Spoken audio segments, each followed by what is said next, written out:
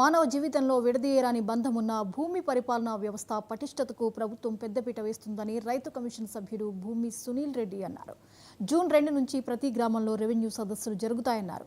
ప్రజల వద్దకు ప్రభుత్వం వెళ్లి భూ సమస్యలు పరిష్కరిస్తుందని తెలిపారు. త్వరలో భూధార్ కార్డులు రానున్నాయి అంటున్న సునీల్ రెడ్డితో మా ప్రతినిధి Srinivas face to face.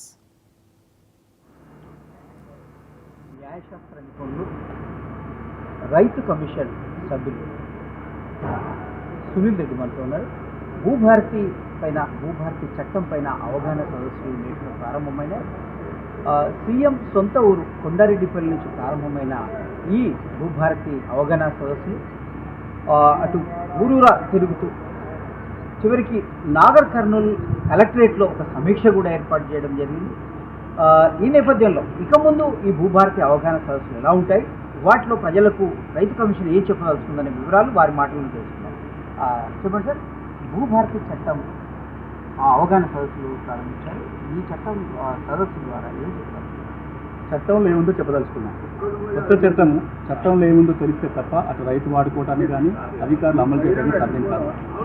ROR అనేది చాలా కీలకమైన చట్టం కాబట్టి, ధరణిలోకి ఉన్న మార్పులను చాలా చేసుకుంటూ చట్టం కాబట్టి చట్టంలో ఏముంది, ఈ చట్టాన్ని ఎట్లా అమలు చేయాలి, ఇందులో కీలక అంశాలు ఏంటి, ధరణికి భూభారతికి తేడా ఏంటి అనేది వివరించడం కోసం రాష్ట్ర ప్రభుత్వం 15 రోజుల పాటుగా అన్ని మండల కేంద్రాలలో కలెక్టర్ల ఆధ్వర్యంలో, అన్ని గ్రామాలలో సంబంధిత తహసీల్దారు, డిప్యూటీ తహసీల్దార్ ఆధ్వర్యంలో గ్రామాలకు వెళ్ళి సదస్సులు నిర్వహించి చట్టాన్ని చెప్పమని ప్రభుత్వ ఆదేశాలు.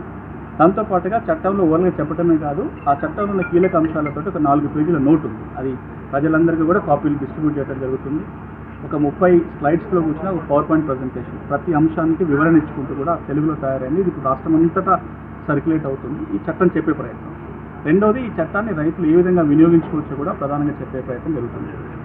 మీ ద్వారా తెలంగాణ రైతాంగానికి ఒక 3-4 అంశాలు, చట్టంలో కీలక అంశాలు చెప్పదలుచుకున్నది ఏంటంటే, ఈ రోజున ఎవరైతే ధరణిలో తప్పులు ఉన్నాయని సతమతం అవుతున్నారు, ధరణికి ఎక్కలేదనో, ధరణికి సమస్యలు ఉన్నాయనో, భూభారతి చట్టం సెక్షన్ 4 కింద RDOకో కలెక్టర్కో దరఖాస్తు పెట్టుకుంటే, మీరు కంప్యూటర్ దరఖాస్తు పెట్టుకుంటే ఆ అంశాన్ని బట్టి కొన్ని RDOకి పోతాయి, కొన్ని కలెక్టర్ పోతాయి, వాళ్ళు పరిష్కారం చేస్తారు. కోర్టుకి వెళ్ళాల్సిన పని లేదు, రాష్ట్ర స్థాయికి పంపాల్సిన పని లేదు, వీళ్ళే ఆర్డర్లు ఇస్తారు, పరిష్కారం అవుతాయి. ఇక రెండవది, రాబోయే మ్యూటేషన్స్ ఏవైతే ఉన్నాయో, ఒకటి కొనుగోలు చేసినప్పుడు ఇప్పుడు ఏదైతే వ్యవస్థ నడుతుందో అది కొనసాగుతుంది, చిన్న మార్పులు వస్తాయి. వంశపారంపర్యంగా భూములు వచ్చినప్పుడు విచారణ చేసిన తర్వాతనే మ్యూటేషన్ జరుగుతుంది కాబట్టి వారసుల మధ్యలో వివాదాలు ఏర్పడడానికి అవకాశం లేకుండా భూభారతి చట్టంలో నియమం జరిగింది.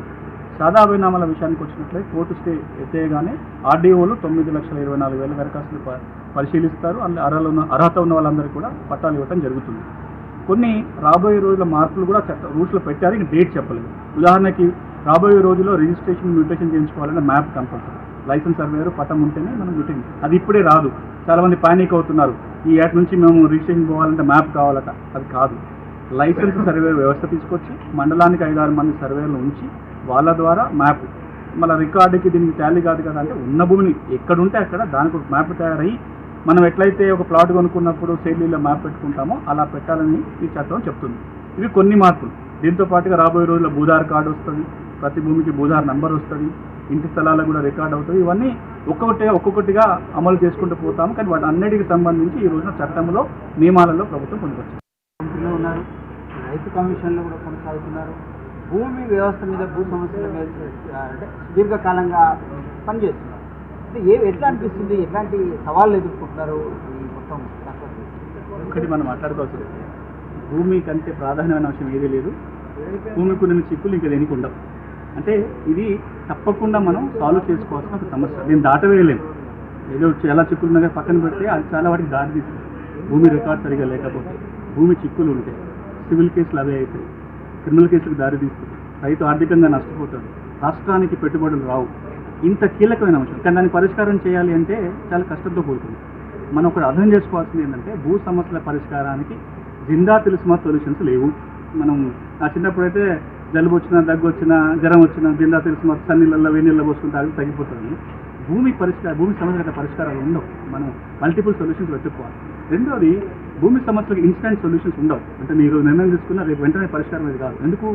భూమి కేవలం ఆర్థికం అన్నది కాదు, ఒక ఎమోషను, సెంటిమెంటు, దాని చుట్టూ చాలా పవర్ గేమ్ అల్లుకొని ఉంటుంది. అట్లాంటప్పుడు మనం మెల్లమెల్లగా ఆ చిక్కులు విడగొట్టుకుంటూ రావాలి. దురదృష్టం ఏంటంటే కొంత ప్రయత్నం జరిగింది. 2004 నుంచి 2014 వరకు ఒక రకమైన ప్రయత్నం జరిగింది. 2014 నుంచి 2024 వరకు ఇంకో రకంగా జరిగింది. 2014 నుంచి 2024 మధ్యలో సమస్యలని సాల్వ్ చేయాలని ఒక ఉద్దేశంతో మొదలుపెట్టిన ఒక కార్యక్రమం బూరికాళ్ళ పక్షాన చివరికి చాలా కొత్త సమస్యలు సృష్టించారు.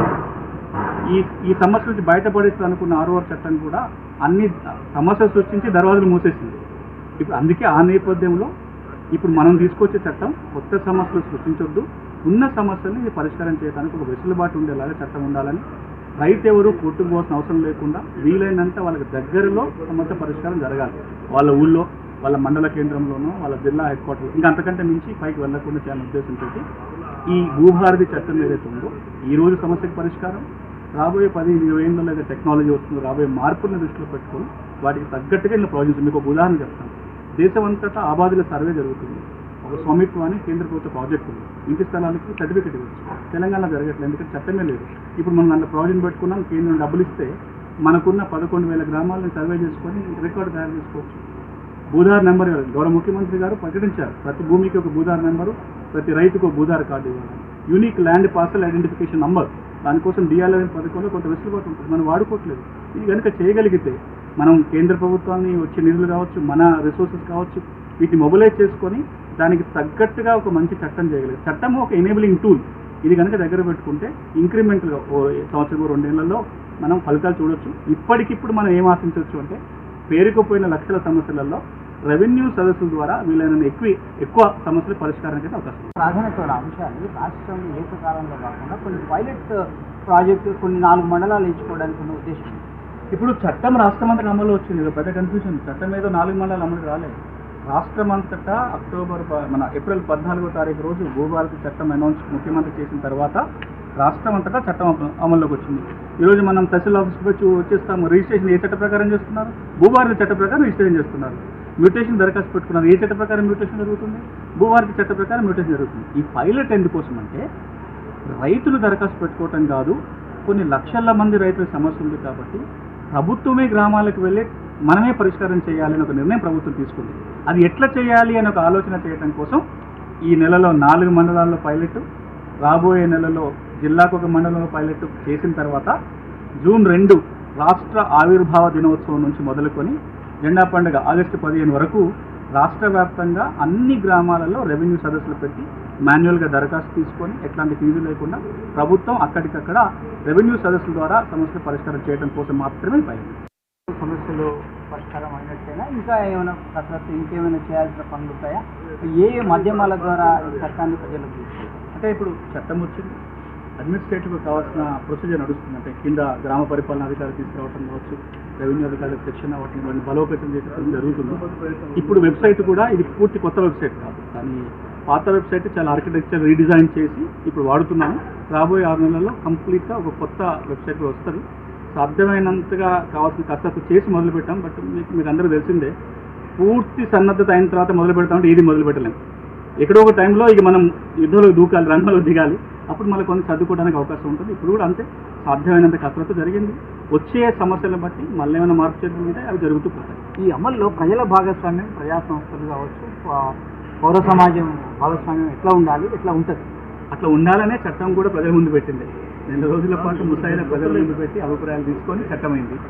ఇప్పుడు కూడా రెవెన్యూ సదస్సు ఉద్దేశం ఏంటంటే 1 సమస్య పరిష్కారం, 2 వారి నుంచి సూచనలు. వెబ్సైట్ ఎట్లుంది, రూల్స్ ఏమైనా ఇబ్బందులు ఉన్నాయా, చట్టంలో కానీ రూల్స్ ఏమైనా మార్చుకోవాలా, ఇంకేమైనా మార్పు కావాలా, ప్రజల సూచనల ప్రకారం గౌరవ ముఖ్యమంత్రి కావచ్చు, గౌరవ రెవెన్యూ మంత్రి కావచ్చు మాటికి అంటుంది ఏంటంటే మనకు బేసిజాలు లేవు, ఏదైనా మంచి మార్పు సూచిస్తే మేము మార్చుకోవడానికి సిద్ధంగా ఉన్నామన్నారు. కాబట్టి that is healthy sign in democracy.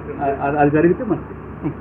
ఇది మొత్తం మీద కీలకమైన ఈ భూభారతి చట్టం ఇప్పటివరకు సగం సక్సెస్ అయినట్టు, ఇక మిగతా ప్రజల భాగస్వామ్యంతో సక్సెస్ అవుతుంది. అందుకోసమే ఈ రెవెన్యూ సదస్సులు ఇప్పుడు 15వ తేదీ వరకు ఏదైతే సెలెక్టెడ్ పైలట్ ప్రాజెక్టుగా 4 మండలాల్లో చేపట్టాం. ఆ తర్వాత జూన్ 2 నుంచి గ్రామాన రెవెన్యూ సదస్సులు రాబోతున్నాయి.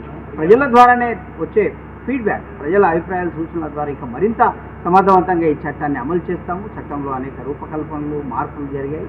దీనివల్ల రాష్ట్రానికి, దేశానికి కూడా ప్రయోజనం ఉంటుందని రైతు కమిషన్ సభ్యులు, అలాగే న్యాయశాస్త్ర నిపుణులు సునీల్ రెడ్డి చెప్తున్న పరిస్థితి.